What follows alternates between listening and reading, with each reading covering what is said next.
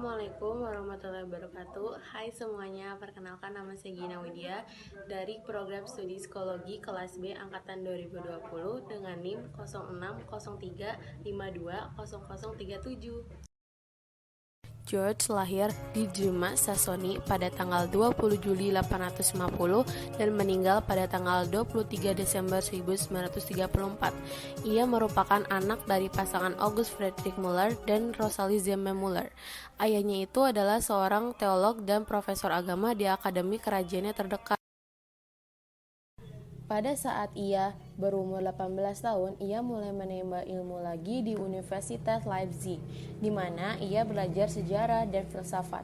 Sementara itu, dia dilantik menjadi filsafat Herbartian. Dia selalu terlihat rajin dan memiliki minat pada mistisme. Tetapi Muller mengalami kesulitan untuk memutuskan antara sejarah atau filsafat.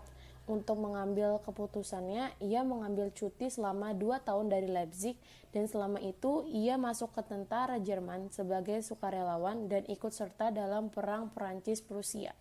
Akhirnya Muller berhasil memutuskan untuk memperdalam filosofinya ke dalam program studi psikologi. Dan ia pun memulai lebih fokus pada humaniora dan mempelajari filsafat dan sejarah. Meskipun Muller tidak berbagi banyak pandangan yang sama dengan Hermann Lotze.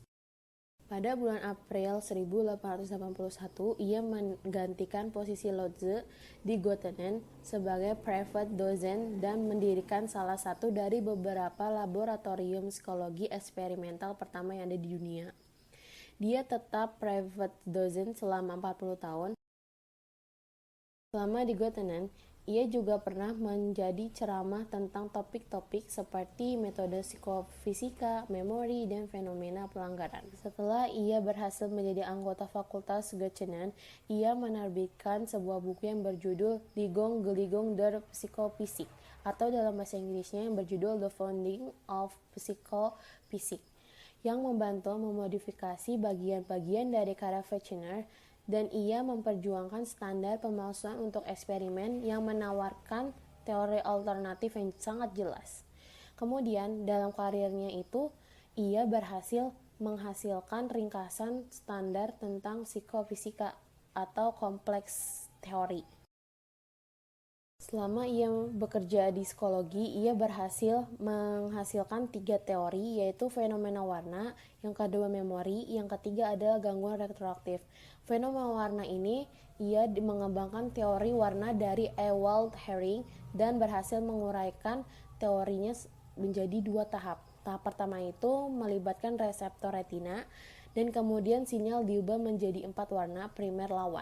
Dan akhirnya ia berhasil menulis 2 buku ringkasan yang membantu mendefinisikan teori warna.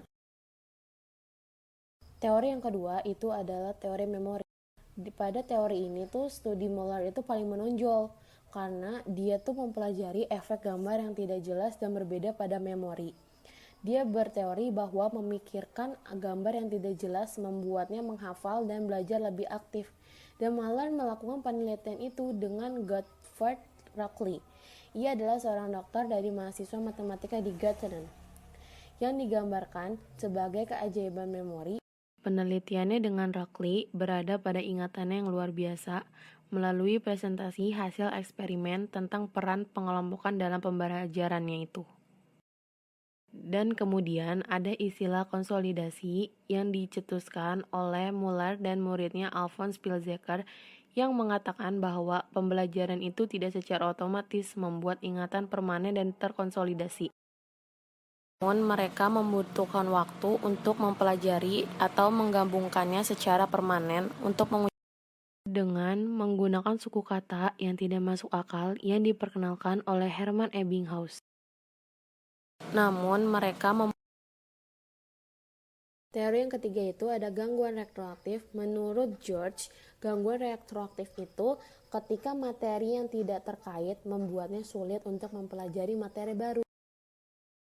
Pada akhirnya, Muller dan muridnya Pilzeker bereksperimen dengan memberikan daftar suku kata kepada peserta selama 6 menit, yang kemudian peserta dimintai untuk mempresentasikan dan mendeskripsikan 3 lukisan pemandangan. Hal ini untuk mendukung gangguan refraktif informasi dari lukisannya membuat lebih sulit untuk mengingat suku kata dari daftar pertama. Terima kasih atas perhatiannya. Kurang lebih mohon maaf. Wassalamualaikum warahmatullahi wabarakatuh.